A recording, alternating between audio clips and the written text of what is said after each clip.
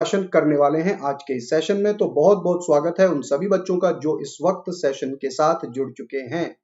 Right बच्चों, एक बार मैं क्विकली देख लेता हूं कौन कौन से बच्चे हमारे आ चुके हैं। विनीत, शांतनु, इसके अलावा श्रवण is there, Amik is there. बहुत से बच्चे जुड़ चुके हैं बच्चों, बहुत बहुत स्वागत आप सभी का। चलिए शुरू कर देते हैं सेशन को। और जितने बच्चे इस वक्त सेशन में हैं, सेशन को लाइक जरूर करिए, क्योंकि आज काफी ऐसी इंपॉर्टेंट इंफॉर्मेशन आपको बताने जा रहा हूं जो आपने पढ़ी तो जरूर होंगी, लेकिन कई बार होता है कि आप उतना क्लैरिटी के साथ उन चीजों को समझ नहीं पाते हैं। तो आज के इस सेशन में आप सब वो चीज बिल्कुल क्लैरिटी के साथ समझने वाले हैं।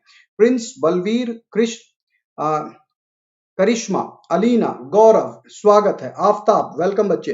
तो all of you are there. Shikha is there, Farhat is there, Senthil is there. बहुत ही बढ़िया बच्चों।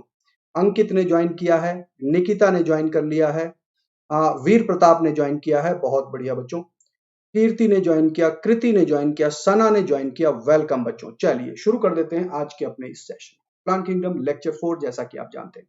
अब लिवर वॉर्ट्स की जो बात आती है बच्चों, तो ये कुछ कुछ लिवर जैसे दिखाई देते हैं, यानी कि इनका शेप कुछ कुछ ऐसा प्रतीत होता है जैसे कि लिवर के आकार का डिजाइन है। अब लिवर तो 3 डायमेंशनल स्ट्रक्चर में अगर हम देखें तो वो थोड़ा सा अलग ही दिखता है, कलर भी अलग दिखता है, बट नाम पड़ गया तो पड़ गया। जिसका जो नामकरण एक बार हो जाता है वही फिर चलता रहता है। तो चलिए शुरू कर देते हैं सेशन को। नाउ फॉर ऑल दो स्टूडेंट जिन्होंने आज पहली बार मेरा सेशन ज्वाइन किया है बच्चों, my name is Pradeep Singh, my educational qualifications, years of experience, number of students taught, everything is in front of you। और जैसा कि मैं हमेशा कहता हूं, ये सारी की सारी चीजें हैं सेकेंडरी, आप हैं प्राइमरी। तो सेशंस आपकी वजह से हैं। सेशंस को शेयर जरूर करा करिए अपने सोशल मीडिया प्लेटफॉर्म पर, ताकि इस बेहतरीन प्लेटफॉर्म के बारे में कंट्री के हर एक बच्चे को पता चल जाए। एक और बेहतरीन फीचर tinyurl.com/unacademy चैट के थ्रू आप जुड़ सकते हैं टेलीग्राम ऐप के साथ। एक बार टेलीग्राम ऐप के साथ जुड़ गए, आपको सारे नोटिफिकेशंस आते रहेंगे। टेलीग्राम ऐप कुछ इस तरह दिखता है, तो सबसे पहले इंस्टॉल करें, then go to the browser tinyurl.com/unacademy chat और आप इस ग्रुप के साथ जुड़ जाएंगे। राइट, एक और बेहतरीन फीचर tinyurl.com/neat mobile, जैसे ही इसको टाइप करेंगे ब्राउजर में ये विंडो आ जाएगा और आप सारे के सारे लेक्चर्स एट ए प्लेस देख पाएंगे। बात करते हैं बच्चों अनअकैडमी सब्सक्रिप्शन के बारे में, जो कि कंट्री का बेस्ट लर्निंग प्लेटफॉर्म है। यहां मिलती हैं लाइव क्लासेस, वो भी आपके अपने पसंदीदा और कंट्री के बेस्ट एजुकेटर्स के साथ। You can interact with us. Live poll leader board की सहायता से आप अपनी परफॉर्मेंस रियल टाइम बेसिस पर जज कर सकते हैं, देख सकते हैं। टेस्ट सीरीज एनालिसिस भी होती है और लाइव डाउट क्लियरिंग सेशंस भी होते हैं, जहां पर आप अपने सारे के सारे डाउट्स क्लियर कर सकते हैं आफ्टर एवरी 3 लेक्चर। तो देख लीजिए बच्चों, हमारे year long batch courses start हो चुके हैं। आप इन बैचेस के साथ जुड़ जाइए। इस मंथ का कोर्स आज से शुरू हो रहा है, तो आप इन बैचेस के साथ क्विकली जुड़ जाइए। ऑल राइट बच्चों, करना क्या है, बड़ा सिंपल है। Go to Play Store, Unacademy learning app को वहीं से करना है इंस्टॉल। इंस्टॉल करके प्लस ऑप्शन सिलेक्ट करिए, नीट यूजी गेट सब्सक्रिप्शन, और फिर ये विंडो आ जाएगा। यहां पर आपको अपने सब्सक्रिप्शन ड्यूरेशन को चूज करना है, जो कि ज्यादातर केसेस में आपने 12 मंथ और 24 मंथ ही चूज करना चाहिए। हाँ, एक बात जरूर है, जो बच्चे नीट 2020 में अपीयर करने जा रहे हैं उनके लिए हम क्रैश कोर्स लेकर के आ रहे हैं with in a few days. तो आप 1 मंथ के सब्सक्रिप्शन के साथ भी जुड़ सकते हैं। आपकी तैयारी पूरी की पूरी कंप्लीट कराने की हम कोशिश करेंगे, एक बार फिर से रिवीजन के मोड पर। ऑल राइट, एंड यूज करिएगा कोड बच्चों प्रदीप लाइव। आप अगर मेरी गाइडेंस में प्रिपरेशन करना चाहते हैं, सो आई विल। एंड बच्चों, किसी भी प्रिपरेशन में बहुत जरूरी होता है कि आप एक्सपर्ट्स के द्वारा हैंड होल्डिंग आपको प्रोवाइड हो। तो इस कोड को यूज करके आप मेरे बैचेस के साथ जुड़ जाएंगे। इसके अलावा आप बाकी सारे एजुकेटर के बैचेस को भी व्यू कर पाएंगे। फिजिक्स, केमिस्ट्री, जुओलॉजी, बॉटनी, सारे के सारे आप कंप्लीट कर सकते हैं हमारे साथ। ऑल राइट, चलिए बच्चों शुरू कर देते हैं। मानसी, अनुष्का, करिश्मा, रोहित, काफी बच्चे जुड़ चुके हैं। प्रतीक, संतोष एंड ओके, साइलेंट नेचर, काफी सारे बच्चे हैं इस वक्त। चलिए सेशन को शुरू कर देते हैं। और सेशन की शुरुआत हम करें और कुछ इंपॉर्टेंट चीजें आपको ना दिखाई दें, ये तो पॉसिबल नहीं है। ये तो बहुत जरूरी है कि आपको सारी की सारी इंफॉर्मेशन भी मिलती रहे। तो चलिए बच्चों आगे बढ़ते हैं और 1 मिनट देखने की कोशिश करते हैं जरा सा। ऑल राइट, ये देखिए आज का हमारा सेशन, जैसा कि आप जानते हैं, सेशन है ब्रायोफाइटिस में लिवर वॉर्ट्स के बारे में। तो ब्रायोफाइटिस के बारे में भी थोड़ी जानकारी लेंगे हम। जनरल कैरेक्टरिस्टिक क्या है, वो कहां पाए जाते हैं, कैसे पाए जाते हैं, और उसके बाद ये देख लीजिए टाइम लैप्स इमेज है। 1 घंटे या 2 घंटे की इमेज नहीं है ये कुछ वक्त लेकर के इस तरह का स्ट्रक्चर बनता है। यानी कि आप मान सकते हैं कि एटलीस्ट 1 वीक का टाइम लगा है इस स्ट्रक्चर को इतना डेवलप होने में। देख लीजिए, तो टाइम लैप्स है ये। इसको स्लोली एक स्लो मूविंग कैमरा की मदद से देखा गया, यानी कि जो भी इमेज है उसको फिर कैमरा को क्विक रन किया जाता है। बट एक चीज तो है कि आपको क्लैरिटी के साथ समझ में आएगी। क्या क्या दिखा आपको मैं यहां पर बताता हूं। बच्चे इसके ब्रांचिंग पैटर्न को जरा गौर से देखिए। जब ब्रांचिंग पैटर्न हो रही तो डाइकोटोमस बीच में से डिवीजन हो रहा है हर बार, चाहे वो जितना स्प्रेड कर रहा है, ऐसे ग्रो कर रहा है फिर बीच में से डिवाइड, फिर ये जो दोनों लिम्ब है ये दोनों बीच में से डिवाइड कर रहे हैं। So all the limbs are actually dividing from the centre dichotomous branching के साथ। ओम ने बहुत बड़ा गिफ्ट पैक भेज दिया। Sana has send smiley. Okay, काफी बच्चे भेज रहे हैं hearts. Karishma is sending hearts. Alright बच्चों, thank you so much for your love and support. अब यहां पर आपको समझ में आ गया कि डाइकोटोमस ब्रांचिंग किस तरह से होती है। ये चीज यूजुअली आप पढ़ते जरूर हैं लेकिन समझ में नहीं आता, तो मैंने इस चीज को यहां पर इसलिए लगाया है ताकि आप रियल टाइम बेसिस में देख सके और समझ सके कि ये हो क्या रहा है। समझ में आ गई बात। तो ये लिवर वॉर्ड्स की ग्रोथ हो रही है, लग्जूरियंट ग्रोथ हो रही है। इसके अलावा जिस स्ट्रक्चर के ऊपर ये ग्रो कर रहा है वहां पर आप देखिए, वहां पर भी ग्रीनरी में तब्दील होता जा रहा है वो स्ट्रक्चर। तो वहां पर क्या ग्रो कर रहा है, can any one of you tell me? यहां पर नीचे क्या ग्रो कर रहा है? क्योंकि ये ऑलरेडी इतना छोटा होता है, इसको काफी मैग्नीफाइड करके दिखाया जा रहा है। इसके नीचे जो डार्क ग्रीन कलर की एक मैट आ रही है वो क्या चीज है? Amisha thank you for the heart. Sanjay, Priyanka बहुत बढ़िया। Ranjita thank you for the hearts बच्चों, ऑल ऑफ यू। अब चलिए थोड़ा सा कॉन्सेंट्रेट करते हैं। Alka thank you. अल्बिन बहुत बढ़िया, काफी बच्चे हैं। Alina thanks thanks thanks all of you बच्चों। समझ में आ रहा है, मुझे इस चीज की बड़ी खुशी है कि आपको यहां पर चीजें समझ में आ रही। चलिए अब मेरे प्रश्न का आंसर दीजिए। मेरा प्रश्न ये है कि ये जो ग्रीन स्ट्रक्चर यानी कि जो लिवर वॉर्ट ग्रो कर रहा है वो तो आपको क्लैरिटी से दिखाई दे रहा है। लिवर वॉर्ट के नीचे के एरिया में जो ग्रीनरी में तब्दील हो रहा है वो क्या स्ट्रक्चर है? यानी कि मैं एक बार फिर आपको दिखाता हूं। ये जो एरिया है ये देख लीजिए, ये जो ड्रायर है ना, यहां पर कुछ नहीं था, ये देख लीजिए ग्रीन ग्रीन हो रहा है ना यहां पर इसके साइड साइड में। ये ग्रीन क्यों हो रहा है? इसके पीछे किसकी जिम्मेदारी है? Who is turning it into green? तो बच्चों ध्यान रखिए, जब लिवर वॉर्ट की ग्रोथ होगी इसका मतलब है कि मॉइस्चर अवेलेबल है उस जगह पर। और अगर मॉइस्चर अवेलेबल है, अगर moisture available, algae, very good, बहुत से बच्चों ने आंसर दिया है। बच्चों थैलोफाइटस आप पढ़ करके आए, हम थैलोफाइटस को कैसे छोड़ दें? थैलोफाइटस भी तो रहेंगे ना साथ साथ में। जैसे जैसे हम प्लांट किंगडम में हाईली इवॉल्व की तरफ बढ़ते चलेंगे, ये तो ठीक नहीं है कि हम पुराने जो इवॉल्व हुए उनकी इंपॉर्टेंस को भूल जाएं, उनको छोड़ दें। तो ये हो नहीं सकता, हम उनको छोड़ नहीं सकते हैं। बहुत जरूरी है इस चीज का ध्यान देना। चलिए आगे बढ़ते हैं और समझने की कोशिश करते हैं। तो सबसे पहला इंपॉर्टेंट है general characteristics of bryophytes. Bryophytes के बारे में आपने काफी चीजें पढ़ी। इनको एम्फीबियन कहा जाता है, एज इफ ये जमीन पर भी हो जाते हैं और उठा के पानी में फेंक दो, पानी में भी ग्रो कर जाते हैं। ऐसा है क्या? नहीं है।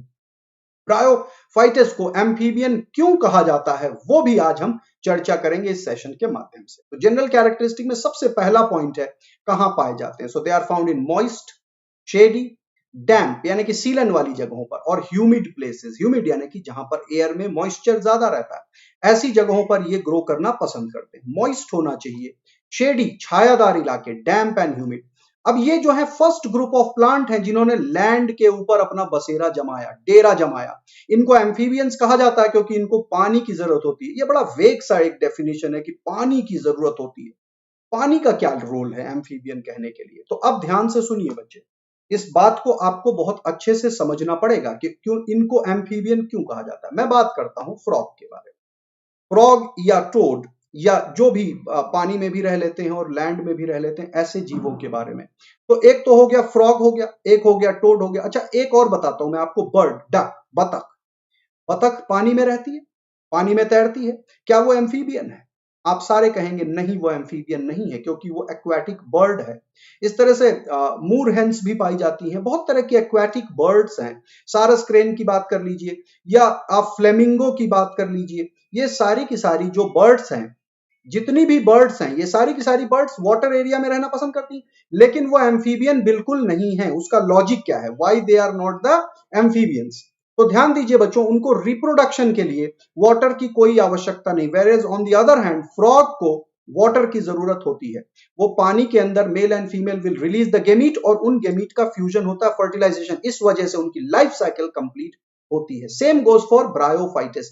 ब्रायोफाइटिस ग्रो तो लैंड में करेंगे, इसमें कोई शक नहीं है। ग्रो तो हाँ जी, क्रोकोडाइल को भी देख लीजिए। तो एम्फीबियन, एम्फीबियन किसको कह सकते हैं? एम्फीबियन उसको कहते हैं जो वाटर और लैंड दोनों जगह पर रहना पसंद करे। क्रोकोडाइल को अगर हम बात करें तो रेप्टाइल्स है। All right, so now let us come to the point, क्योंकि यहां एनिमल किंगडम का डिस्कशन अभी नहीं चल रहा। तो ध्यान दीजिए बच्चे, ये जो है ग्रो तो करेंगे लैंड पर, लेकिन इनको रिप्रोडक्टिव सीजन के लिए, रिप्रोडक्शन जो सेक्सुअल रिप्रोडक्शन है उसके लिए वाटर की जरूरत होती है, क्योंकि उसी वाटर की प्रेजेंस में इनके गेमीट स्विम करेंगे और फ्यूज करेंगे। समझ में आ गई बात? This is why they are known as the amphibians of the plant kingdom. ना बहुत ज्यादा ग्रो नहीं करते क्योंकि इनके ऊपर वैस्कुलर टिश्यूज नहीं है, हाइट में बहुत ज्यादा ग्रो नहीं होते हैं, बहुत ज्यादा ऊंचाई को नहीं प्राप्त होते हैं। उसका रीजन है they have no vascular tissue. अब वैस्कुलर टिश्यू का क्या लेना देना? वैस्कुलर टिश्यू का ये है कि अगर बहुत ज्यादा हाइट किसी भी प्लांट की होनी है तो उसको वाटर तो ऊपर पहुंचाना पड़ेगा, ऊपर के लेवल तक वाटर पहुंचाना पड़ेगा। इनके अंदर वैस्कुलर टिश्यू ना होने की वजह से ये दिक्कत है। डोमिनेंट फेज कौन सा है? Gametophytic phase is the dominant phase and sporophyte is borne on the gametophyte. ये जनरल कैरेक्टरिस्टिक में अभी आपको समझ में नहीं आएगा, जब मैं आपको दिखाऊंगा तो आपको क्लैरिटी के साथ समझ में आएगा। When I will show you then you will be able to understand कि भाई डोमिनेंट फेज गेमिटोफाइट क्या है, स्पोरोफाइट क्या है। आगे बात करते हैं। चलिए, ये तो रहे जनरल कैरेक्टरिस्टिक। अब रिप्रोडक्शन की बात कर लेते हैं। ब्रायोफाइटिस में रिप्रोडक्शन कैसे होता है? रिप्रोडक्शन बच्चों दोनों तरीके से होता है, सेक्सुअल भी होता है और एसेक्सुअल रिप्रोडक्शन भी होता है। दोनों के दोनों तरह के रिप्रोडक्शन पाए जाते हैं।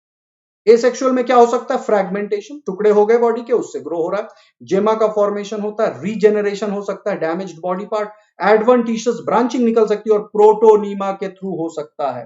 कुछ बच्चों को समझ में आया होगा, कुछ बच्चों को नहीं समझ में आया होगा, कोई दिक्कत नहीं है बच्चों, क्योंकि आपने फ्रैगमेंटेशन के बारे में क्लास 10th में पढ़ा हुआ है। तो जब मैं आगे बताऊंगा कि एक एक का किस तरह से फ्रैगमेंट होता है तो आप समझ जाएंगे। जेमा के बारे में आपने अभी नहीं पढ़ा हुआ, जब जेमा का स्ट्रक्चर दिखाऊंगा, बताऊंगा वो कैसा स्ट्रक्चर है, एक तरह का रिप्रोडक्टिव प्रोपाग्यूल है, तो आप समझ जाएंगे। रीजेनरेशन, कहीं पर बॉडी का पार्ट डैमेज हो गया, रीजेनरेट कर लेता है। एडवेंटिशियस ब्रांचिंग, यानी कि उसमें ब्रांचिंग निकलती है, प्रॉपर स्टेम नहीं है, इस वजह से नॉर्मल ब्रांचेस हम नहीं कह सकते, क्योंकि ब्रांचेस स्टेम का फीचर होता है, यहां पर स्टेम नहीं है, तो adventitious branches will be there. Getting the point? And then protonema. Protonema mosses में पाया जाता है, लिवरवॉर्ट में नहीं पाया जाता। तो जब दोनों को अलग अलग हम पढ़ेंगे तो आपको बिल्कुल क्लैरिटी के साथ समझ में आने वाली है बातें। चलिए थोड़ा सा आगे बढ़ते हैं और देखते हैं सेक्सुअल रिप्रोडक्शन किस तरह से होता है। ये देखिए बच्चे, शायद कुछ आपको समझ में आए। Sexual reproduction is oogamous। Archegonium में फीमेल एग सेल स्टेशनरी है, वो कहीं नहीं जाता, वो एक जगह पर फिक्स रहता है। मेल गेमीट जो है वो रिलीज होता है और वो स्विम करके जाता है, जिसको एंथेरोजॉइड भी कहा जाता है। चलिए अब थोड़ा सा आगे और बढ़ते हैं। तो सेक्सुअल रिप्रोडक्शन कैसा है? एक्सक्यूज मी, oogamous है। मैंने आपको पहले भी बताया था कि जो हमारे एल्गे होते हैं उनमें आइसोगैमस, एनाइसोगैमस, oogamous तीनों टाइप का पाया जाता है, लेकिन जो रेड एल्गे हैं, रोडोफाइसी, वहां के बाद oogamous ही सेक्सुअल रिप्रोडक्शन स्टार्ट हो चुका है। oogamous का मतलब है one of the gamete will be stationary, वो एक जगह पर फिक्स रहेगा, कहीं आगे नहीं जाएगा, and that is the female gamete. तो फीमेल गेमीट कहां पर होता है? देख लीजिए, आर्केगोनियम, आर्केगोनियम के अंदर फीमेल गेमीट है और एंथेरिडियम से रिलीज होता है मेल गेमीट का। समझ में आ रही बात? तो एंथेरिडियम एंड आर्केगोनियम, यहां पर इस वीडियो क्लिप में देख लीजिए थोड़ा सा गलत लिखा हुआ है, तो ये गलत तो अननोटिस्ड नहीं जा सकता, इसको हमें हटाना पड़ेगा। तो मैंने इसको यहां पे इसलिए रखा कि लेट मी सी। ये देखिए आर्केगोनियम जो लिखा हुआ है, ये आर्केगोनियम नहीं है, एंथेरिडियम है, क्योंकि ये एंथेरोजॉइड का रिलीज हो रहा है और आर्केगोनियम ये रहा। तो एंथेरिडियम एंड आर्केगोनियम। एंथेरिडियम क्या होता है? Male reproductive. एंथेरिडियम का माउथ देखिए ऊपर की तरफ है और आर्केगोनियम का माउथ नीचे की तरफ ओपन है। अब आप सोचेंगे कि ये क्या स्ट्रक्चर है, कुछ समझ में आया, कुछ नहीं आया। ध्यान दीजिए, अभी हम जनरल बात कर रहे हैं ब्रायोफाइटस के बारे में, अभी हम किसी स्पेसिफिक के बारे में, लेकिन हालांकि यहां जो आपने देखा वो मर्केंशिया है। मर्केंशिया के बारे में आज के सेशन में ही हम अभी समझने वाले हैं। तो सेक्सुअल रिप्रोडक्शन कैसा है? oogamous है। Male and female sex organs are antheridia and archegonia. ये देखिए एंथरीडिया मेल, ये देख लीजिए रिलीज हो रहा है गैमीट, ये जा रहा है वाटर की प्रेजेंस में, ये अंदर चला गया, वेंटर नेक कैनाल सेल्स को भेजते हुए चला जाता है। Sex organs are jacketed and multi layered. आप खुद ही देखिए सेक्स ऑर्गन जो आपको दिख रहे हैं मल्टी लेयर्ड है, ये देखिए दोनों के दोनों सेक्स ऑर्गन दिख रहे हैं। तो ये पहला वाला जो है वो एंथेरिडिया है, एंथेरोजॉइड रिलीज कर रहा है, और सेकंड वन इज आर्केगोनियम। सारे के सारे मल्टी सेलुलर स्ट्रक्चर हैं, बखूबी आपको समझ में आ गया। तो ये हो गया सेक्सुअल रिप्रोडक्शन। तो ए सेक्सुअल भी देखा हमने, सेक्सुअल भी देखा। अब सेक्सुअल रिप्रोडक्शन का पूरा प्रोसेस एक बार समझने की कोशिश करते हैं। Let us understand the sexual reproduction process once in complete detail. पूरा फुल टोटलिटी में इसको समझने की कोशिश कर। तो देख लेते हैं क्या होता है।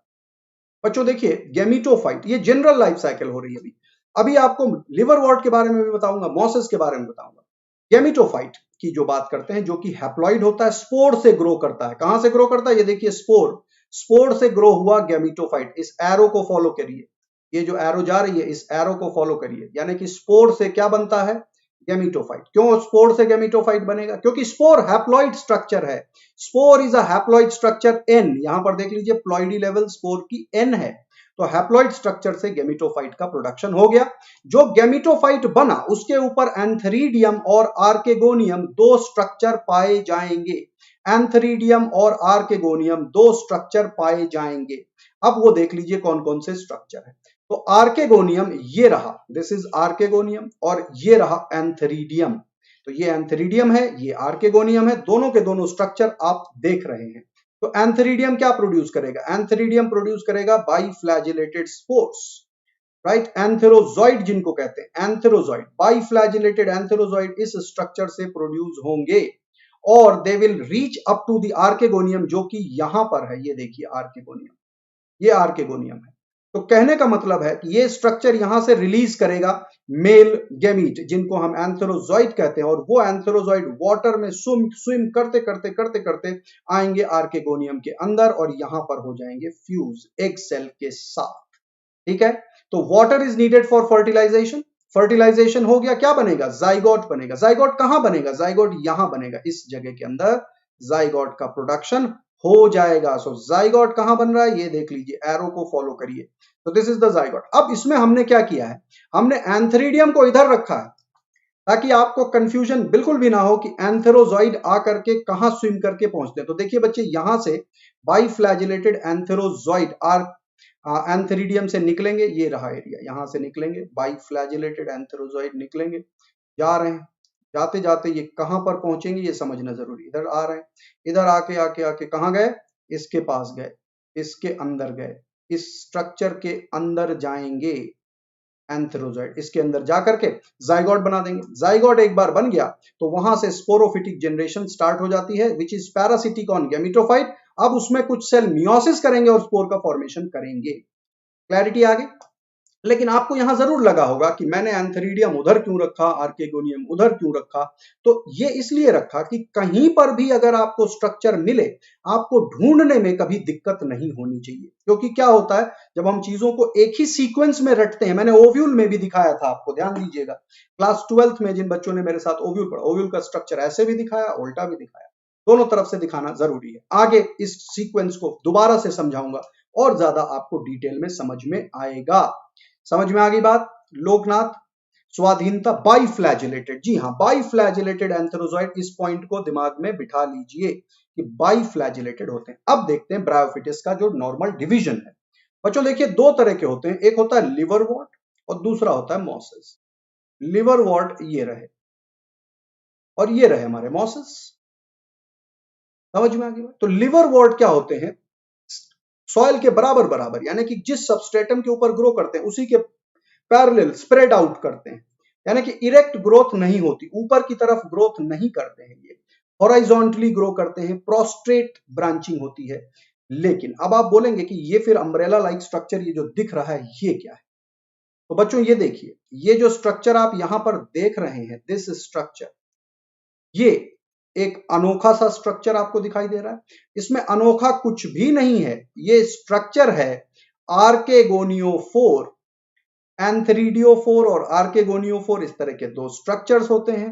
ये स्ट्रक्चर कहाँ कब डेवलप करते हैं? ये स्ट्रक्चर तभी डेवलप करते हैं जब फर्टिलाइजेशन होता है, यानी कि नॉर्मल प्लांट बॉडी ये नहीं है। ये जो ऊपर का पोर्शन ग्रो कर रहा है बच्चों, ये नॉर्मल प्लांट बॉडी नहीं है। ये जब ऑल्टरनेशन ऑफ जनरेशन हुआ, हैप्लॉइड गेमिटोफाइटिक के बाद डिप्लॉइड स्पोरोफिटिक जनरेशन आई, तो ये स्पोरोफिटिक जनरेशन है। और ये जनरेशन क्यों बना? ये जनरेशन इसलिए बना ताकि ये स्पोर बना सके। इसका मतलब है इसके अंदर मियोसिस होने वाला है, इसके अंदर मियोसिस होने वाला है। मियोसिस होने के बाद इसमें स्पोर का प्रोडक्शन होगा। तो ये बच्चों लिवर वॉर्ड्स हैं। लिवर वॉर्ड में इस तरह का इलेबोरेट मैकेनिज्म, मोसेस में भी ऐसा ही मैकेनिज्म है, लेकिन मोसेस के बारे में कल के सेशन में डिस्कशन करेंगे। इस वजह से मैंने मोसेस की वही फोटो लगाई जिसमें डिप्लॉइड जनरेशन अभी नहीं है। तो चलिए लिवर वॉर्ड्स समझते हैं। लिवर वॉर्ड्स के बारे में बहुत इंपॉर्टेंट डिवीजन है विद इन द ब्रायोफाइट्स। तो लिवर वॉर्ड कहां पाए जाते हैं? They are found all around the world, पूरी दुनिया में पाए जाते हैं। इनके लिए रिक्वायरमेंट क्या है? इनके लिए रिक्वायरमेंट है मॉइस्चर की। मॉइस्ट एरिया होना चाहिए, ह्यूमिड एरिया होना चाहिए, वहीं पर वो पाए जाते हैं, पूरी दुनिया में पाए जाते हैं। They are found throughout the world.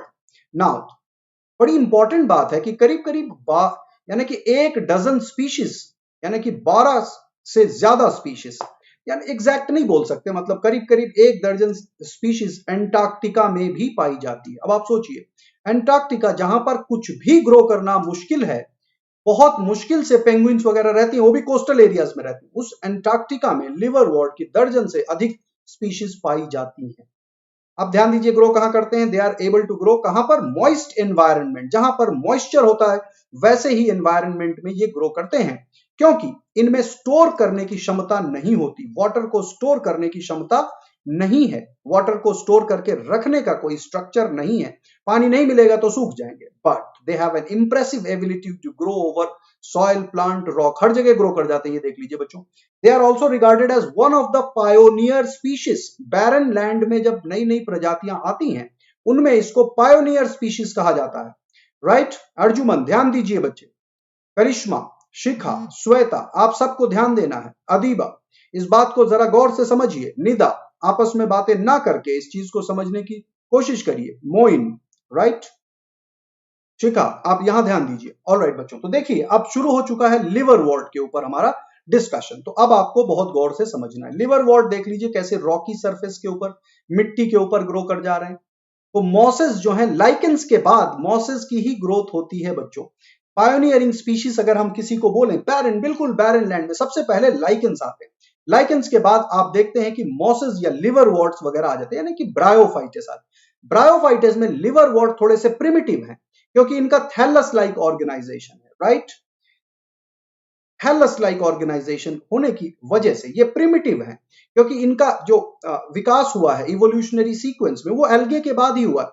Algae यानी कि थैलोफाइटेस हम पढ़ चुके हैं, तो उसके बाद ये ग्रो किए। इसके बाद फिर इरेक्ट एंड अपराइट प्लांट्स की बारी है, जिनको मॉसेस के नाम से जाना जाता है। कैसे इलाके में ग्रो करते हैं बच्चों? जहां मॉइस्चर होगा वहीं ग्रो करेंगे, लिवर वॉर्ड और मॉसेस दोनों। इस पिक्चर में आप इस इमेज में देखिए, यहां पर एक वाटर सोर्स दिखाई दे रहा है, पानी निकल रहा है। यहां पर वाटर सोर्स है, यानी कि एक पाइप है, पुरानी सी पाइप है, वहां से उस पाइप से पानी निकल रहा है, और साइड में पानी लीक हो रहा है पाइप से थोड़ा थोड़ा। तो इस एरिया में पूरे में वाटर स्प्रेड है, हल्का हल्का वाटर स्प्रेड। और देख लीजिए लिवर वॉर्ड कितनी खूबसूरती के साथ उन्होंने पाइप के आसपास के पूरे इलाके को जकड़ रखा है। राइट? अमित, हेलो बच्चे, क्लियर है? अदीबा समझ में आ रहा? धीरेन्द्र, विक्रम, ऑल राइट, चलिए अरविंद, ध्यान दीजिए बच्चे। सुधीर, यहां पर समझना बहुत जरूरी है, एक बार में समझ जाएंगे आप सारी चीजों को अगर थोड़ा ध्यान दें। तो plant body is thallus like, not differentiated into stem, leaf and root. इनमें ना तो स्टेम है, ना लीफ है, ना रूट है। क्यों नहीं है? क्योंकि ये ग्रो कहां से किया इन्होंने? एल्गे से ग्रो किया। थैलोफाइटस के बाद की अगली जनरेशन हम कह सकते हैं। थैलस कैसा है? Dorsoventrally flat and is attached to the substratum. बच्चों ये जो टर्म है डॉर्सो वेंट्रली फ्लैट, ये आपको कई बार परेशानी में डालता है। ये क्या है भाई? Dorso ventrally flat animal kingdom में भी पढ़ते हैं, प्लांट किंगडम में भी पढ़ रहे हैं, डॉर्सो वेंट्रली फ्लैट। तो ध्यान दीजिए बच्चे, कोई कोई बॉडी लैटरली कॉम्प्रेस्ड होती है, कोई जीव अगर इस तरह से है ना, तो ये लैटरली कॉम्प्रेस्ड। मछलियों को आप देखेंगे लैटरली कॉम्प्रेस्ड होती हैं, फिशेस ज्यादातर ऐसे होगी, मोटी सी मछली ऐसे से जा रही, तो ये कैसा है? Laterally compressed. लेकिन अगर ऐसे हो जाए कोई चीज, तो इसको कहते हैं dorso ventrally flat. This is dorso went, यानी कि डॉर्सल और वेंट्रल दोनों फ्लैट हो गए, डॉर्सल कौन सा है? पीछे का पोर्शन डॉर्सल है, सामने का पोर्शन वेंट्रल है। तो डॉर्सो वेंट्रली फ्लैट का मतलब इस तरह से फ्लैट है, ठीक है। और लैटरली कॉम्प्रेस्ड ऐसे होता है, स्ट्रीमलाइन लैटरली कॉम्प्रेस्ड बॉडी ऐसे जाती है ना मछलियां, आपने देखा होगा बहुत तरह की डिजाइन की मछलियां होती है, मछली ऐसे थोड़ी जाती है कि माउथ ऐसे ऐसे खोल रही है, ऐसे ऐसे तो नहीं खोलती माउथ, माउथ ऐसे ऐसे करती है ना। This is how the fishes swim. तो फिशेस जो है लैटरली कॉम्प्रेस्ड होती हैं, लैटरली कॉम्प्रेस्ड होती हैं, इसी वजह से लैटरल लाइन सेंस ऑर्गन भी पाया जाता है फिशेस में, आपने सुना होगा। फिशेस जो है लैटरल लाइन सेंस ऑर्गन से डिटेक्ट करती हैं किसी भी वाइब्रेशन को, किसी भी तरह की चीजों को, यानी कि सेंसिटिव होता है। तो lateral line sense organ lateral side में होता है। क्लियर है? सबको समझ में आ गया? वंडरफुल। तो ये डॉर्सो वेंट्रली फ्लैट होता है और किसी ना किसी सबस्ट्रेटम के ऊपर चिपक के रहेगा। देख लीजिए यहां पर कौन सा सबस्ट्रेटम है, जो वाटर सोर्स है वही सबस्ट्रेटम है। आगे बढ़ते हैं। अब thalloid liverwort is a strap like, एक स्ट्रैप जैसा होगा, जैसे किसी टुकड़े को काट के डाल दिया गया, स्ट्रैप लाइक, फीता जैसा, किसी फीता जैसी चीज को काट के डाल दो तो स्ट्रैप लाइक हो जाएगा और काफी बड़ी कॉलोनी फैलाता है, काफी काफी स्प्रेड करता है। And again liverwort is a non vascular green plant, green plant तो है। अब आपको ये ताड़ जैसे क्या दिखाई दे रहे हैं? तो मैंने इसके पहले भी आपको बताया था बच्चों, अभी इन पे ध्यान मत दीजिए। ये जो स्ट्रक्चर आप देख रहे हैं, ये सारा का सारा जो स्ट्रक्चर आप देख रहे हैं, ये जो स्ट्रक्चर आप देख रहे हैं, ये हमारा डिप्लॉइड 2n जनरेशन है, 2n है। ये फर्टिलाइजेशन के बाद बना है। नीचे वाला जो है ये गैमिटोफाइट है, यानी कि हैप्लॉइड है, n है। अभी हम गैमिटोफाइट की ही बात कर रहे हैं। गैमिटोफाइट के ऊपर स्पोरोफाइट जो है वो बाद में डेवलप करता है। कब डेवलप करता है? अच्छा, स्पोरोफाइट डेवलप कब करता है ये तो आपको पता ही होगा। स्पोरोफाइट तब डेवलप करेगा जब जाइगोट का फॉर्मेशन होगा, जब वाटर की प्रेजेंस में बाइफ्लैजिलेटेड एंथेरोजॉइड स्विम करके जाते थे। अभी अब थोड़ी देर पहले बताया था, लिवरवॉर्ट में एक बार फिर दिखाऊंगा, वो सारा का सारा मैकेनिज्म आपको बताऊंगा आगे। चलिए, it does not have phloem and xylem like fern, fern के जैसे जाइलम फ्लोएम नहीं होता, कॉनिफर के जैसा भी नहीं है। फ्लावरिंग प्लांट एंजियोस्पर्म में भी होते हैं जाइलम फ्लोएम, इसमें है ही नहीं, जाइलम फ्लोएम है ही नहीं for transport of water, food and mineral. तो वाटर, फूड एंड मिनरल कैसे जाते हैं भाई? सेल टू सेल भी तो ट्रांसफर होता है, सेल टू सेल भी ट्रांसफर होता है, प्रोक्योरमेंट कर लेते हैं, सेल्स के बीच में प्लाज्मोडेस्माटल कनेक्शन है। और इनकी हाइट बहुत ज्यादा नहीं होती, ये वेलवेटी मैट जैसे ग्रो करते हैं, मैक्सिमम ग्रो कर जाए तो 1 सेंटीमीटर तक ग्रो कर जाते हैं हाइट में। स्प्रेड तो होते हैं काफी, स्प्रेड काफी ज्यादा होंगे, ऊपर की हाइट में बहुत ज्यादा नहीं ग्रो करते, 1 से 2 सेंटीमीटर। हाँ, हालांकि कुछ ब्रायोफाइटिस हैं जो थोड़े बड़े हैं, इलेबोरेट मैकेनिज्म भी है कई ब्रायोफाइटिस में, लेकिन ज्यादातर ब्रायोफाइटिस जिनके बारे में हम पढ़ रहे हैं लिवरवॉर्ट, ये तो मैट जैसा कवर बनाते हैं, राइट। चलिए, अब आप कुछ बच्चे पूछ रहे हैं हर्माफ्रोडाइट पूछ रहे हैं। नहीं बच्चों, हर्माफ्रोडाइट पहली बात तो ये हर्माफ्रोडाइट टर्म हम एनिमल्स में यूज करते हैं, प्लांट में हम बाइसेक्सुअल यूज करते हैं। बाइसेक्सुअल फ्लावर के बारे में आपने सुना हुआ है, एक तो वो बात है। दूसरा, ये ऐसे हैं कि जो हमारे लिवरवॉर्ट होते हैं, लिवरवॉर्ट में भी कुछ अलग अलग है, लेकिन एक लिवरवॉर्ट जिसके बारे में ज्यादा जिक्र होता है, मर्केंशिया पॉलीमॉर्फा। तो मर्केंशिया पॉलीमॉर्फा डायोएशियस है, मेल प्लांट और फीमेल प्लांट अलग अलग होता है, राइट। लेकिन सारे ब्रायोफाइटस डायोएशियस नहीं होते। फ्यूनेरिया की बात करेंगे मॉसेस में, वो मोनोएशियस है। ये सारी की सारी जानकारी आपको जब लाइफ साइकिल बताऊंगा तब मिलेगी।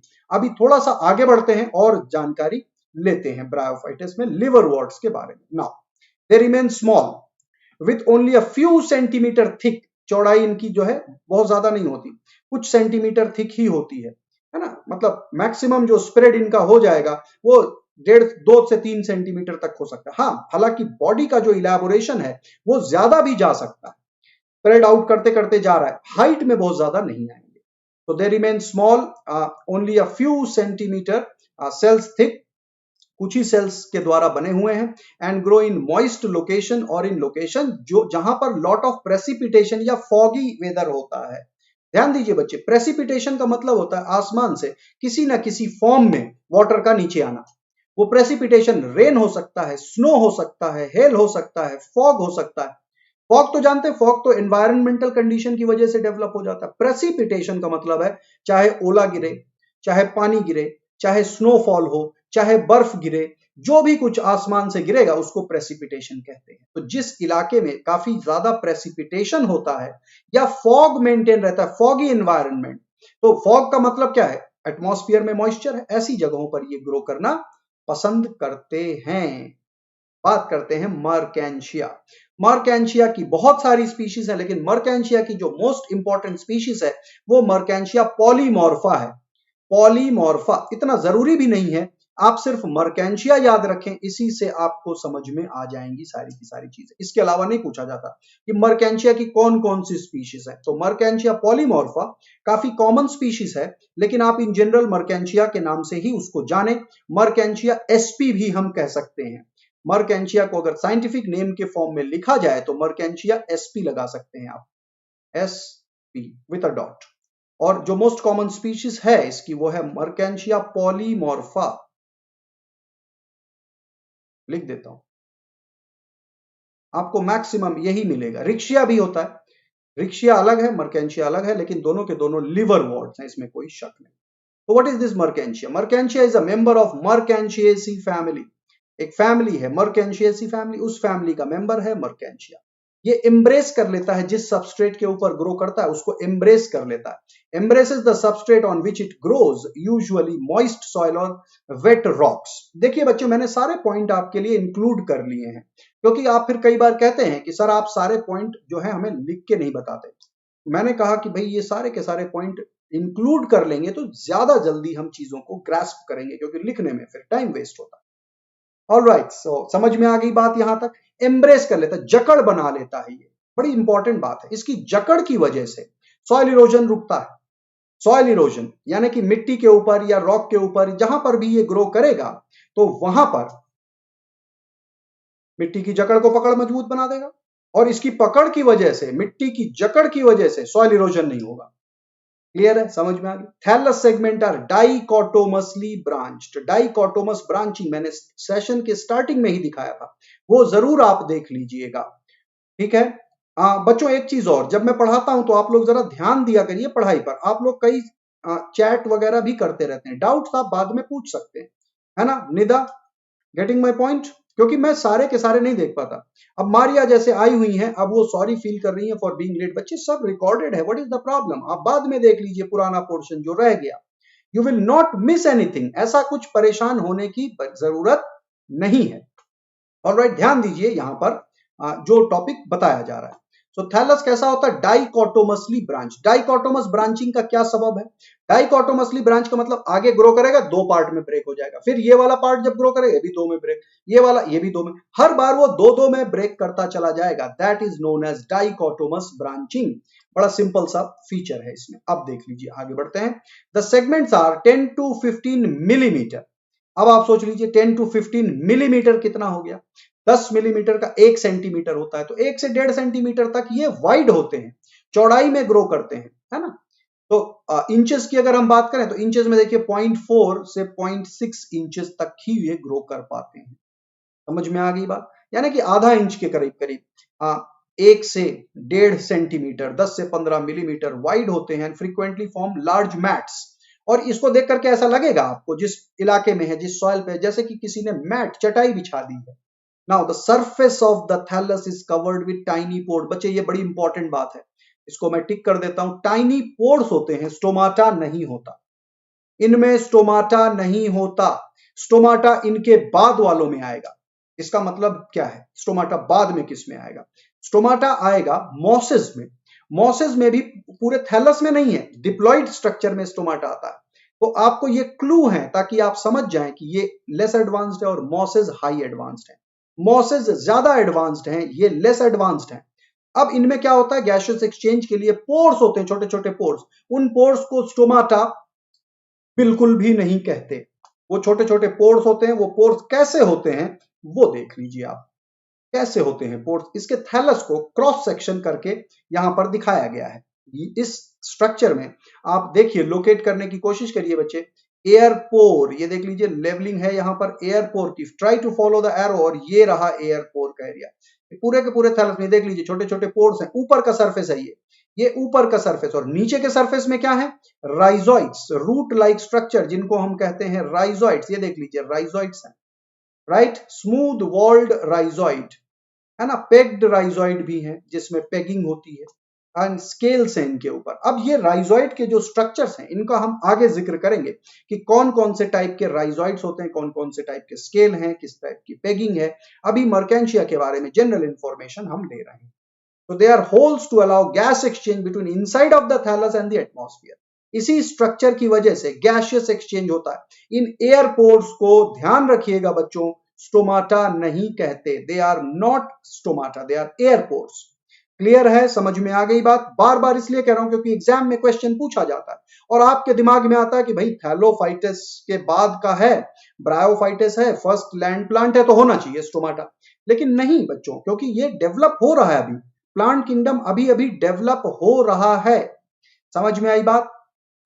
ओके, चलिए आगे बढ़ते हैं और देखते हैं कि इसके अंदर और क्या स्ट्रक्चर पाया जाता है। मर्केंशिया के अगर ऊपर स्ट्रक्चर को आप ध्यान से गौर से देखेंगे तो आपको एक सॉसर जैसा स्ट्रक्चर दिखाई देगा। सॉसर का मतलब क्या होता है? प्लेट लाइक स्ट्रक्चर, थोड़ा सा चौड़ा। कप लाइक स्ट्रक्चर भी कहते हैं, कहीं कहीं पर इसको कप लाइक स्ट्रक्चर भी कहा जाता है, कोई कोई इसको सॉसर लाइक स्ट्रक्चर कहता है। मैंने सॉसर लाइक इसलिए लिखा क्योंकि कभी मान लीजिए क्वेश्चन आ गया कि सॉसर लाइक स्ट्रक्चर, तो आप तो सर खुजाने लग जाए, भाई ये सॉसर क्या है? सॉसर का मतलब होता है कप एंड सॉसर, है ना? कप और प्लेट को कप एंड सॉसर कहते हैं। आप सबको शायद ना पता हो, लेकिन मुझे याद है जब मैं नर्सरी में स्कूल में गया था सबसे पहले, तो मुझे यही चित्र सबसे पहले बनवाया गया था, कप एंड सॉसर। तो एक सॉसर, एक प्लेट थी, उसके ऊपर कप रख करके डिजाइन मैंने बनाना सीखा था। तो it was one of those first design that I have learn. मुझे नहीं पता आपने किस क्लास में सीखा, लेकिन सीखा जरूर होगा, कप प्लेट का स्ट्रक्चर आपने बनाया है। तो कप एंड सॉसर, ठीक है, सॉसर लाइक स्ट्रक्चर। अब जब ऊपर का जो थैलस है उसको जब क्रॉस सेक्शन किया गया, बच्चे ये भी वही क्रॉस सेक्शन का स्ट्रक्चर, ये देख लीजिए नीचे राइजोइड दिख रहा है और ये ऊपर का स्ट्रक्चर है। ऊपर के स्ट्रक्चर में कहीं कहीं पर इस तरह के कप शेपेड स्ट्रक्चर बन जाते हैं, ऐसे नॉचेस बन जाते हैं। ये देखिए बन गया ना एक सॉसर लाइक स्ट्रक्चर, एक कप शेपेड स्ट्रक्चर बन गया। इसी को जेमा कप कहते हैं और उस जेमा कप के अंदर जेमा होते हैं। ये देख लीजिए, ये रहे जेमा, 1 2 3 4। कंफ्यूज मत होइएगा जेम्यूल से। जेम्यूल स्पॉन्जेस में होता है, एंडोजिनस बडिंग है और इसमें भी, ये भी एक तरह के बड ही कह सकते हैं आप। तो ये जेमा है, जेमा कप के अंदर होते हैं, जेम्यूल बिल्कुल नहीं है, दे आर नॉट जेम्यूल। हालांकि दोनों ही एसेक्सुअल स्ट्रक्चर्स होते हैं, तो कंफ्यूज नहीं होना है आपने। आगे बढ़ते हैं। Each gemma is capable of growing into new thallus. अब ये एक एक जेमा जो है वो अलग अलग थैलस में बदल जाते हैं। आपने देखा होगा, आगे भी दिखाऊंगा स्ट्रक्चर। उस जेमा को मैंने यहां एनलार्ज करके आपके समक्ष रखा है।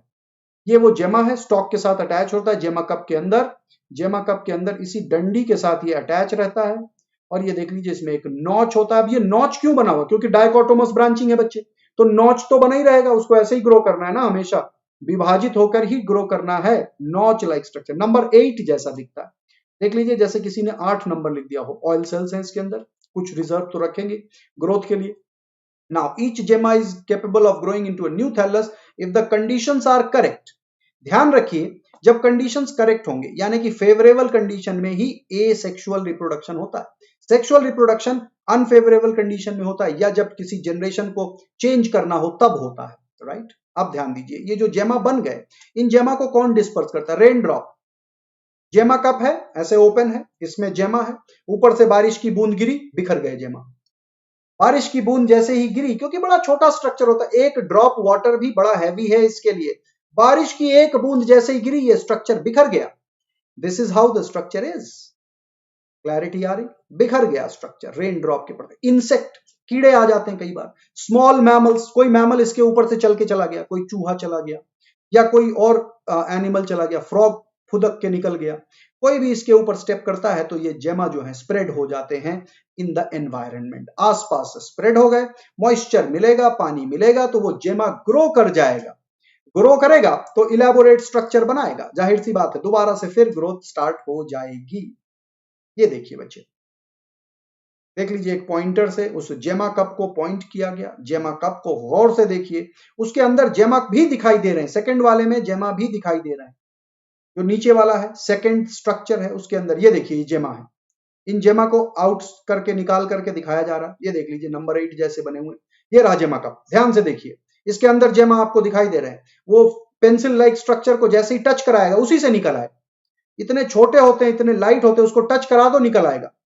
ये देख लीजिए, ये जो पेंसिल लाइक स्ट्रक्चर एक रॉड जैसा दिख रहा है पॉइंटेड, उसी से जेमा बाहर आ जा रहा है। क्लैरिटी आ गई। अब इस जेमा को आप कहीं पर भी थोड़ा सा मॉइस्चर है, ग्रो करा दीजिए, ग्रो कर जाएगा। ये देखिए, क्लियर है जी, बिल्कुल सबको समझ में आ गया कि किस तरह से जेमा के थ्रू ग्रोथ होती है मर्केंशिया में। चलिए आगे बढ़ते हैं बच्चों, ये बड़ा इंफॉर्मेटिव है क्योंकि इससे आपके बेसिक्स क्लियर होते हैं। ठीक है, इससे आपके बेसिक्स क्लियर होते हैं। क्लियर है, समझ में आ गई बात। ऑलराइट, अब कुछ बच्चों का ऐसा मानना है कि मैंने जो कलर सिलेक्ट किया हुआ है पेन का, वो कलर आपको दिखाई नहीं दे रहा। बच्चों आपको याद है कुछ टाइम पहले मैं रेड यूज करता था तो बच्चे मेरे से पूछते थे सर आपको रेड ज्यादा पसंद है?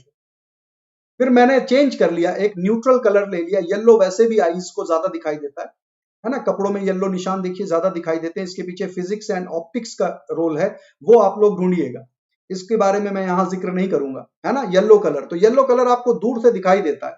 हाँ, व्हाइट बैकग्राउंड में जरूर थोड़ा सा दिक्कत आती है, बट एनीवे आप कहते हैं तो आगे चेंज भी कर लूंगा।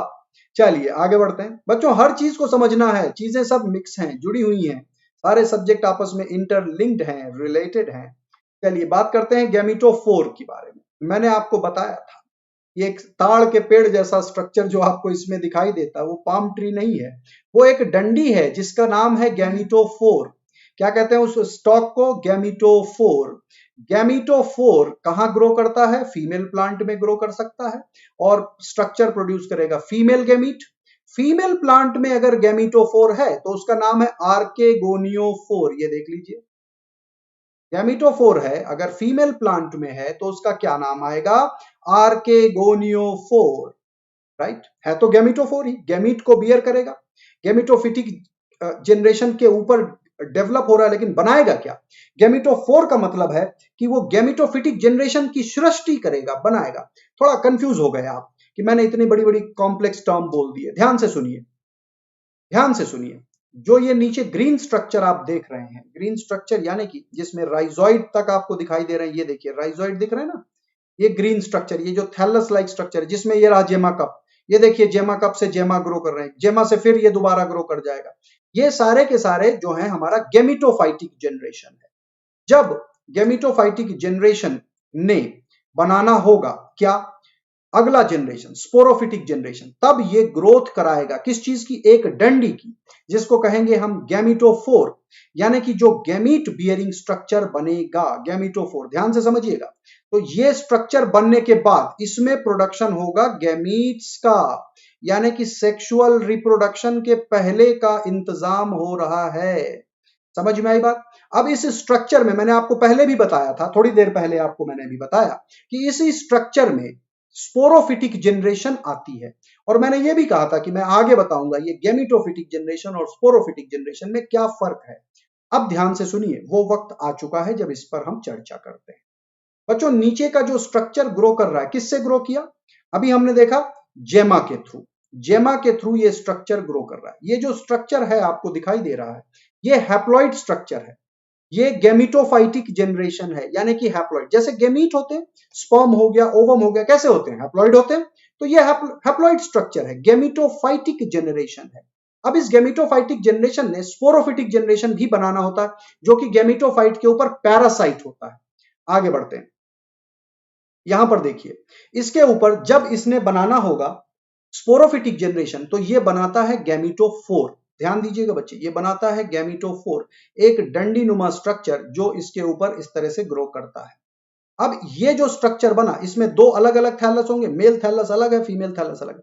फीमेल थैलस में बनाएगा आर्केगोनियोफोर, यानी कि इस पे आएगा आर्केगोनिया, और जिसमें फीमेल थैलस है यानी कि जिसमें आर्केगोनिया आएगा, जिसमें आर्केगोनियोफोर होगा, उसी में स्पोरोफिटिक जनरेशन आएगी।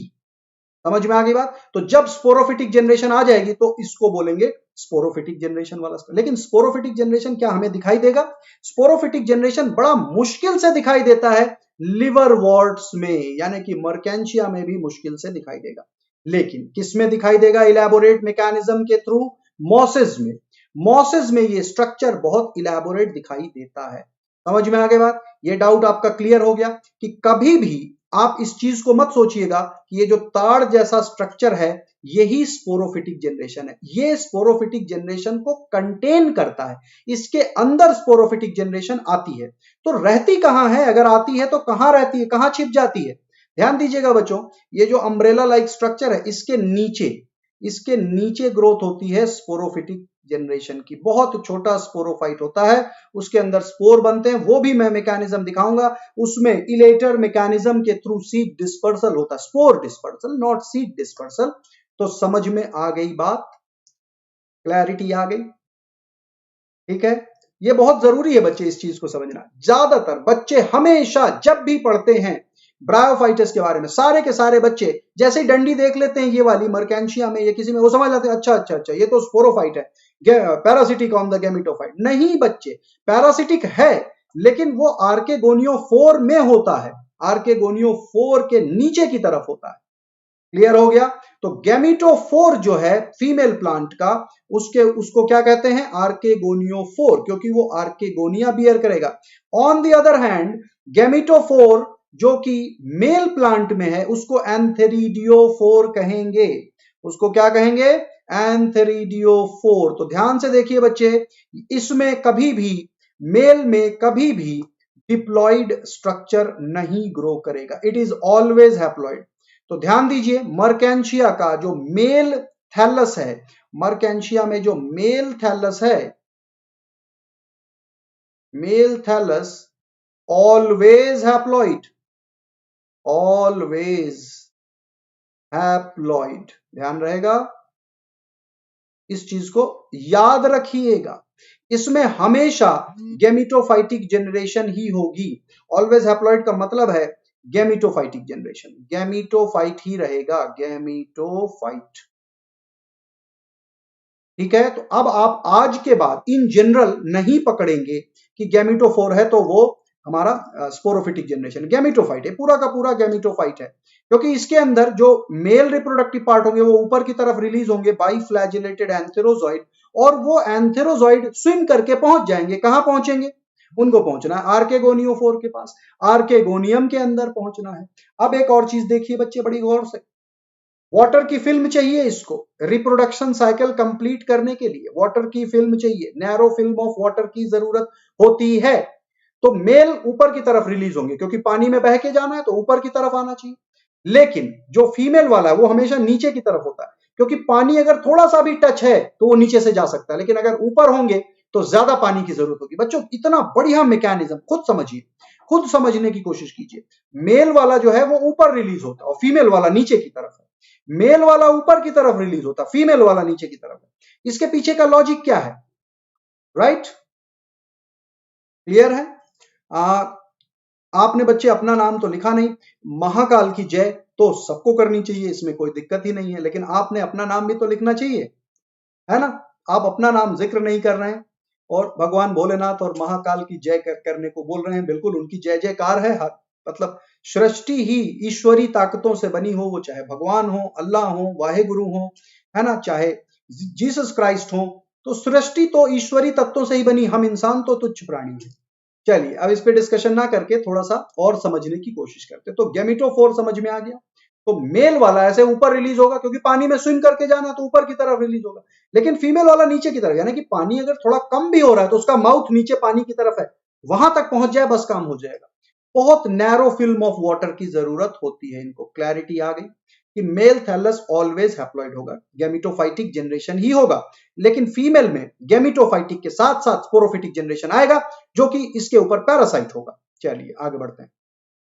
ये देख लीजिए हमारा रिप्रोडक्शन इन मर्केंशिया। मर्केंशिया में जो रिप्रोडक्शन है वो दो तरीके से होता है, एसेक्सुअल रिप्रोडक्शन है और सेक्सुअल रिप्रोडक्शन है। इस चीज को आपको गौर से ध्यान से देखना पड़ेगा। एसेक्सुअल रिप्रोडक्शन कैसे होता है? वेजिटेटिव प्रोपागेशन, जैसे कि फ्रैगमेंटेशन हो गया या फिर जेमा का फॉर्मेशन होता है, तो ये फ्रैगमेंटेशन से भी हो जाए, इनमें प्रोटोनीमा नहीं होता, हेलस लाइक स्ट्रक्चर होता है जो फ्रैगमेंटेशन या रीजनरेशन के थ्रू ग्रो करेगा। इसके अलावा जेमा बनते हैं मल्टी सेल्यूलर एसेक्सुअल बड्स, जेमा कप के अंदर बनते हैं, ग्रीन कलर के होते हैं एसेक्सुअल। इसके अलावा सेक्सुअल रिप्रोडक्शन ये देख लीजिए, ये रहा एंथेरिडियम, एंथेरिडियल, ये आर्केगोनियल हेड। आर्केगोनिया और एंथेरिडियम दोनों अलग अलग होते हैं। अब ध्यान से देखिएगा बच्चे, यहां पर वो चीज आपको समझाई गई है इस चित्र के माध्यम से।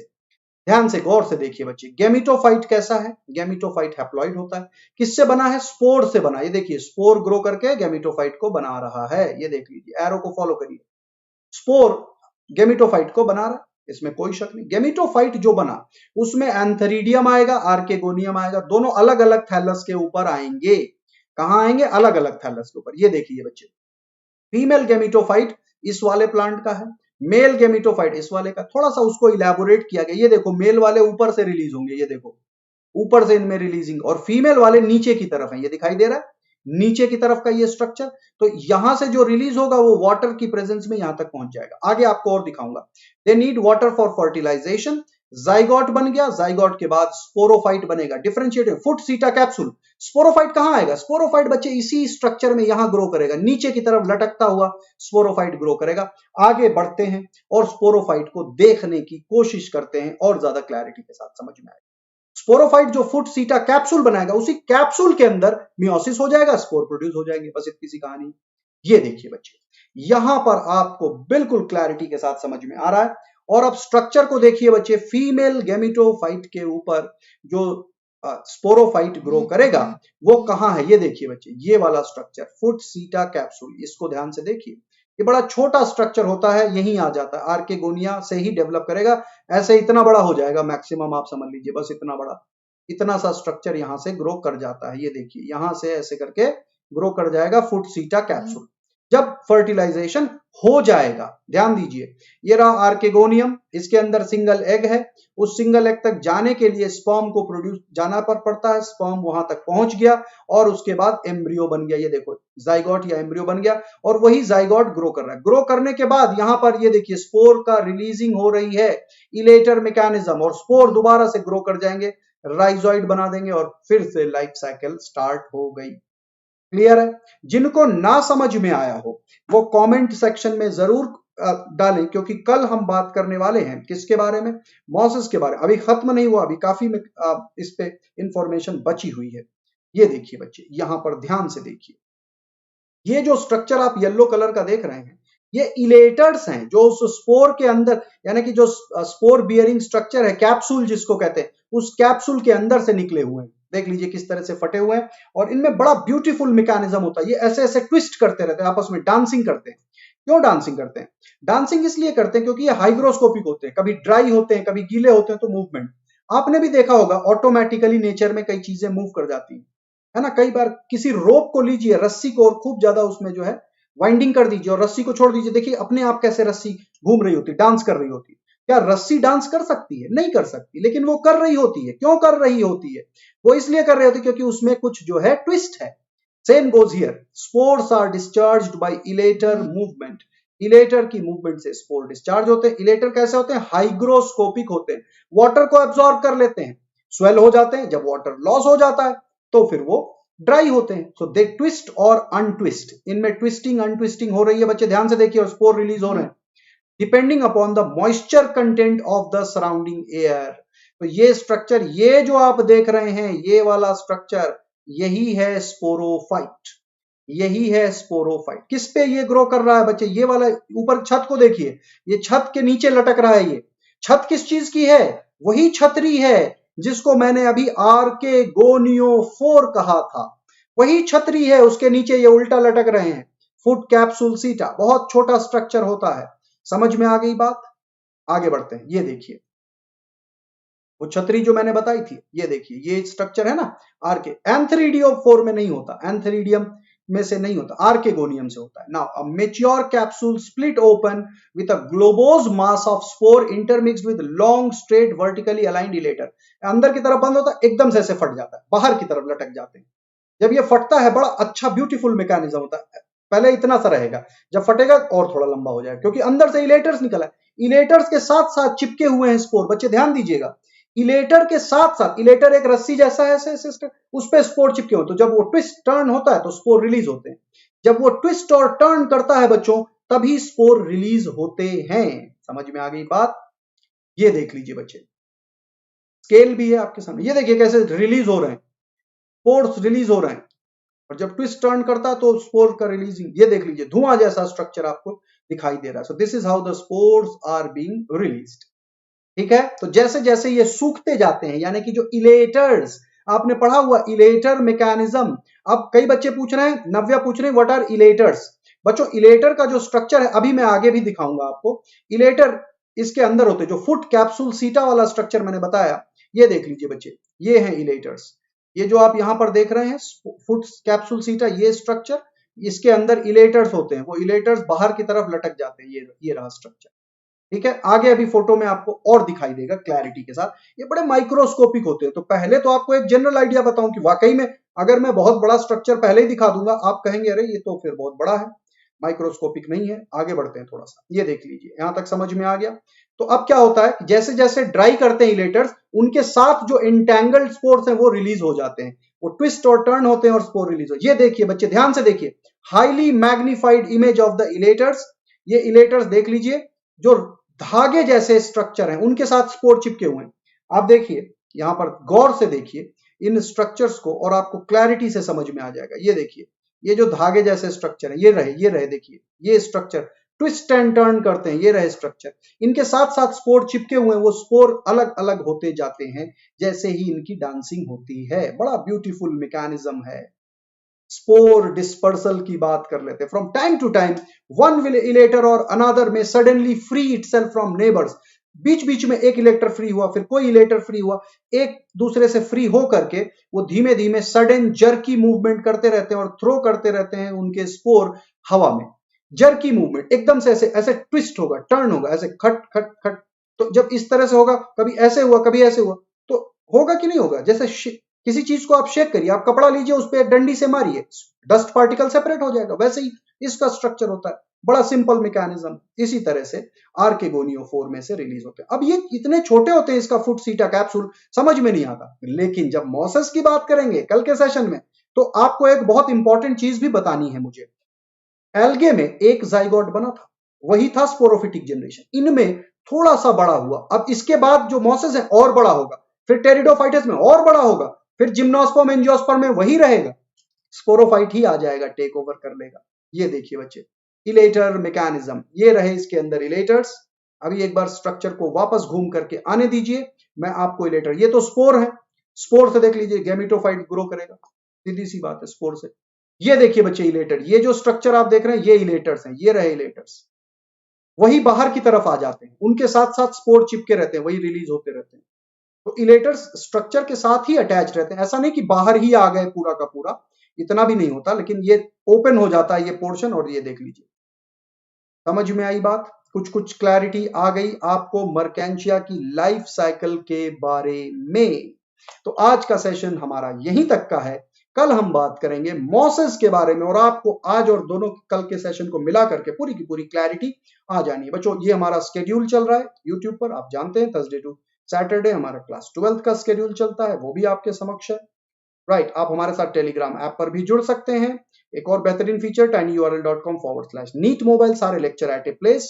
बात करते हैं बच्चों अनअकैडमी सब्सक्रिप्शन की। अब यही चैलेंज की बात है, जैसे आपके बहुत सारे डाउट्स थे, मैंने कोशिश तो करी सारे के सारे डाउट क्लियर करने की, लेकिन अनअकैडमी सब्सक्रिप्शन पर अगर सेशन होता है, एक एक डाउट क्लियर होता है विथ प्रॉपर डायग्राम। वहां पर मैं पूरा का पूरा आपको समझा सकता हूं। तो अनअकैडमी सब्सक्रिप्शन के साथ जुड़ना बहुत आवश्यक है बच्चों। हमारे बैच कोर्सेज स्टार्ट हो चुके हैं, आप जुड़ें और अपनी तैयारी को और उम्दा करें। बात करते हैं कैसे करना है। अनअकैडमी लर्निंग ऐप को प्ले स्टोर पर जाके इंस्टॉल कर लीजिए। इंस्टॉल करने के बाद ऑप्शन आएगा प्लस का, नीट यूजी का, गेट सब्सक्रिप्शन पर। जैसे ही आप क्लिक करेंगे ये विंडो आ जाएगी। यहां पर बहुत जरूरी है कि आप ध्यान से समझें बच्चों, 1 मंथ का सब्सक्रिप्शन उन बच्चों के लिए जो 2021 या 2022 के लिए देने जा रहे हैं नीट एग्जाम, बिल्कुल बेकार है। 1 मंथ सब्सक्रिप्शन 2020 वालों के लिए है, क्योंकि फाइनल मोमेंट की जो प्रिपरेशन है, और हमारा एक बैच कोर्स भी स्टार्ट हो रहा है कमिंग वीक से, तो आप उनके साथ क्रैश कोर्स स्टार्ट हो रहा है, आप उसके साथ भी जुड़ सकते हैं नीट 2020 वाले। एंड इसके अलावा 12 मंथ का सब्सक्रिप्शन एंड 24 मंथ का सब्सक्रिप्शन बेटर होगा। सबसे बेस्ट होता है 24 मंथ का, क्योंकि आपको बहुत ज्यादा टाइम मिल जाता है और कॉस्ट प्राइस में बहुत ज्यादा डिफरेंस नहीं है। तो 24 मंथ्स का ले लीजिए, अगले साल ही अगर आप निकल जाते हैं भाई, इससे तो बढ़िया खुशी की बात ही नहीं हो सकती। अपना सब्सक्रिप्शन जो आपका बचा रहेगा 1 ईयर का, वो आप किसी को गिफ्ट कर सकते हैं, अपने किसी फ्रेंड को, अपने भाई बहनों को, तो दे सकते हैं आप, और आप नीट निकल जाएं, इससे बढ़िया तो कुछ बात ही नहीं है। ऑलराइट, और अगर मेरी गाइडेंस में प्रिपेयर करना चाह रहे हैं तो यूज करिए कोड प्रदीप लाइव। ये बहुत जरूरी है बच्चों, क्योंकि आपको एक कोई ना कोई एजुकेटर चाहिए जो आपकी हैंड होल्डिंग करेगा। जुड़ते आप सबके बैचेस के साथ हैं, लेकिन जो आपको गाइड करेगा वो बहुत जरूरी है। ये बहुत समझ बूझ कर चूज करना पड़ता है कि आपको गाइडेंस मिलना बहुत जरूरी है, राइट। तो इसको इस हिसाब से जरूर चूज करिए, कोड यूज करिए प्रदीप लाइव। अगर मेरी गाइडेंस में, मेरी हैंड होल्डिंग में आप अपनी कंप्लीट करना चाहते हैं मेडिकल कॉलेजेस तक का सफर, तो जुड़िए मेरे बैचेस। इसके साथ साथ आप बाकी सबके बैचेस के साथ भी जुड़ जाएंगे, तो पढ़ेंगे आप सबसे और गाइडेंस आपको मेरी ज्यादा मिलेगी। ऐसा नहीं सबको ही गाइड करेगा आपको। तो कोड एक फायदे अनेक, जुड़िए अनअकैडमी सब्सक्रिप्शन के साथ। Unacademy NEET, Unacademy JEE, Unacademy for 9th 10th and 11th 12th, all are our sister channel, together let's crack it. And जिन बच्चों ने अब तक चैनल को सब्सक्राइब नहीं किया, तुरंत के तुरंत सब्सक्राइब करिए, बेल आइकन को भी हिट करिए, और हैश नीट लाइव डेली पर जरूर शेयर करिए, ताकि इस रेवोल्यूशन के बारे में कंट्री के हर एक बच्चे को पता चल सके। And join with Unacademy subscription, use code Pradeep Live. My best wishes and my best efforts will be with you, and you will get 10% discount also.